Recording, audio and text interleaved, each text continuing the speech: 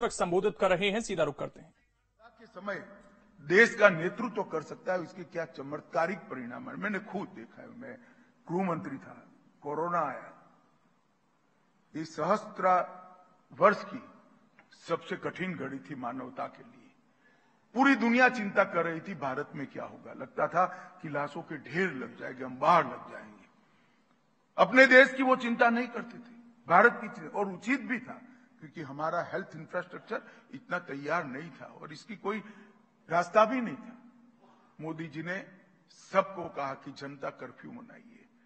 लाल बहादुर शास्त्री ने कहा था शनिचर को चोखा मत खाइए। इसके बाद पहली बार किसी प्रधानमंत्री की अपील पर 130 करोड़ लोग 24 घंटा कोई कर्फ्यू के ऐलान के बगैर घर के बाहर नहीं निकले और लॉकडाउन का संस्कार डालने का काम नरेंद्र मोदी जी। उन्होंने थाली बजाना कहा, थाली बजाई। उन्होंने दिया जलाना कहा, दिया जलाया। मजाक करने वाले कर रहे। राहुल बाबा जैसे लोग उस वक्त मखौल उड़ाते थे, उनको मालूम नहीं था एक सामूहिक लड़ाई करने के लिए जनता का मन तैयार किया जा रहा है। पूरी दुनिया में कोरोना में तकलीफ पड़ी, भारत सबसे कम तकलीफ के अंदर बाहर आ गया क्योंकि पूरी दुनिया में अकेली सरकारें कोरोना के खिलाफ लड़ी। यहां सरकार तो लड़ी 130 करोड़ की जनता भी कोरोना के सामने लड़ी, इसलिए हम सफल। मित्रों, वैक्सीन, दुनिया में कहीं भी वैक्सीन की इजाद हो, वैक्सीन का शोध हो, यहां आते आते 4 दशक लगते थे।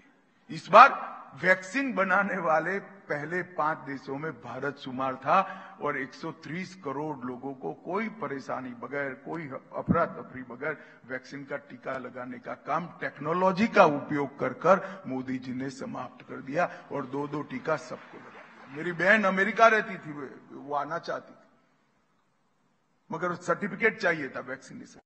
तो मुझे फोन आया कि सर्टिफिकेट नहीं मिला है, हम कैसे आए। मैं कहूँ क्या 3 महीना हो गया है वैक्सीन लिए, सर्टिफिकेट क्यों नहीं मिला? कि हमारे यहाँ नहीं बना है। अपने यहाँ तो वैक्सीन लिया नहीं, कॉफी पी नहीं और मोदी जी की हंसती हुई फोटो आपके व्हाट्सएप पर आ जाती थी कि आप वैक्सीनेटेड हैं। टेक्नोलॉजी का इतना अद्भुत उपयोग शायद ही किसी देश ने किया और हमने कोरोना पर विजय प्राप्त की। 130 करोड़ लोगों को सिर्फ टीका नहीं लगा, दुनिया के 100 देशों को टीका लगाकर विश्व मित्र की भूमिका भारत ने निभाई और 100 से ज्यादा देशों की आबादी भारत को धन्यवाद कह रही है कि हमारे तक तो टीका पहुंचता ही नहीं, अगर उचित दाम में भारत टीका पहुंचाता नहीं।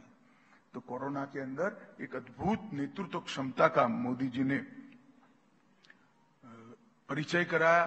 दुनिया की कई सारी समस्याएं, पर्यावरण की समस्या, तो इसके लिए green technology, nano fertiliser, natural farming, कई नए उभरते हुए क्षेत्र, सेमीकंडक्टर, इलेक्ट्रॉनिक मैन्युफैक्चरिंग, ड्रोन, अंतरिक्ष, कई सारे नए, ग्रीन हाइड्रोजन का निर्माण, बायोफ्यूल का निर्माण, ये सारे क्षेत्रों में के अंदर आज भारत फाउंडर मेंबर का स्टेटस एंजॉय कर रहा है और ये सारी उभरती हुई चीजें आने वाले दिनों में दुनिया की अर्थव्यवस्था को तय करने वाली है।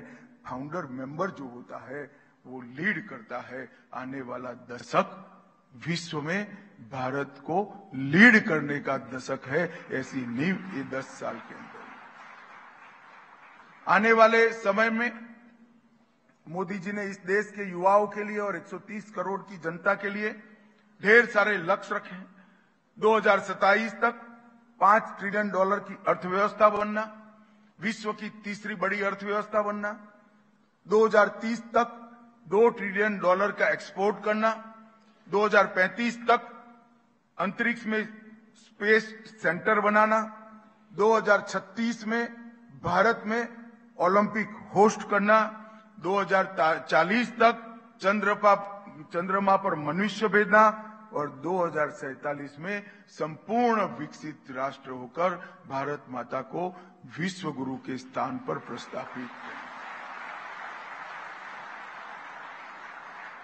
2027 से 2047, ये 20 साल, 2023 से 2047 से 25 साल आने वाले दिनों में जब आजादी की शताब्दी देश मनाता होगा 15 अगस्त 2047 को, तो देश कहां होगा इसका लक्ष्य तय किया है। मोदी जी ने हमारे देश को एक सामूहिक इंफीरियरिटी कॉम्प्लेक्स से लघुता ग्रंथि से बाहर निकाला, हीन भाव से मुक्त कर कर भारतीय भी कर सकते हैं, भारत भी कर सकते हैं और भारत ही कर सकता है, वहां तक का विश्वास सब में आरोपित करने का काम है। ये नेतृत्व जो है वो नेतृत्व आज आपसे मैंडेट मांगने के लिए आया है। मित्रों, मैं एक बात जरूर कहना चाहूंगा, ये सबसे पुरानी सांस्कृतिक विरासत वाला हमारा देश, इस देश की कल्पना संस्कृति के बगैर हो नहीं सकती। अगर हम दुनिया भर में सबसे विकसित राष्ट्र बनते हैं मगर हमारी सांस्कृतिक विरासत खो देते हैं तो हमने कुछ नहीं प्राप्त किया है, ये हम सब जानते हैं। मगर हमारे सांस्कृतिक विरासत को कांग्रेस ने तुष्टीकरण की राजनीति से एक प्रकार से दिमक खा जाए इस तरह से सांस्कृतिक विरासत को उन्होंने अपमानित किया था। 500 साल से अयोध्या में राम मंदिर के निर्माण की चर्चा चलती थी। देश के आजादी के 70 साल हो गए, करोड़ों लोग चाहते थे कि इस देश में अयोध्या में गौरवपूर्ण राम मंदिर बने और प्रभु श्री राम अपने भव्य मंदिर के अंदर विराजे। कांग्रेस पार्टी ये मुद्दे को अटका रही थी, लटका रही थी, भटका रही थी। नरेंद्र मोदी जी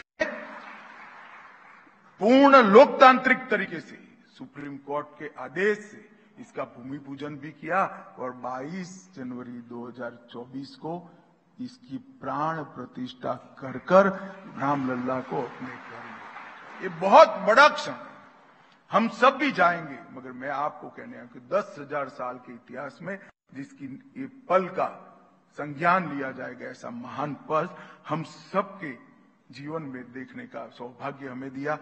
गुलामी की मानसिकता को भी हटाया, गुलामी के चिन्ह को भी हटाया। हमारी संसद, हम जब पार्लियामेंट अब आजाद हुए तब पवित्र सेंगोल को हमारे आजादी के प्रतीक के रूप में जवाहरलाल जी के हाथ में दिया गया था, जिसको न्याय दंड कहते हैं। मोदी जी ने पवित्र सेंगोल को म्यूजियम से उठाकर फिर से एक बार पार्लियामेंट के अंदर प्रस्तापित कर इसको सम्मान देने का काम किया। राजपथ को कर्तव्य पथ में बदला। 130 करोड़ लोगों का कर्तव्य ही इस देश को महान बन सकता है। इस देश में अब कोई राजा नहीं है, राजा अगर कोई है तो 130 करोड़ की जनता है। बाबा विश्वनाथ का कॉरिडोर काशी में बनाया, उज्जैन में महाकाल लोक बनाया, करतारपुर कॉरिडोर बनाकर एक बहुत बड़ी गलती को सुधारने का काम किया। हमारे सिख भाई हम सब दूरबीन से करतारपुर साहिब को देखते थे, आज हंसते हंसते जो बोले सो निहाल के नारे के साथ वहां जाकर मत्था टेक कर आते हैं। एक गौरव भी मोदी जी ने दिया। कुपवाड़ा में शारदा मंदिर की स्थापना कर फिर से कश्मीर में शारदा पीठ की स्थापना की और 21 जून को विश्व योग दिन बनाकर 21 जून को समग्र विश्व में दवाई बगैर का मानव जीवन, शरीर, मन और आत्मा के बीच में एकीकरण, हमारे ये महान विज्ञान को मोदी जी ने पूरे विश्व के सामने रखा और आज पूरा दुनिया योग के टीचरों को यहां से मंगा रही है, योग सीख भी रही है और पूरे विश्व के कल्याण का रास्ता भारत ने यही 10 साल के अंदर प्रशस्त किया। यही 10 और छोटे से ब्रेक लिए यहां पर रुकेंगे।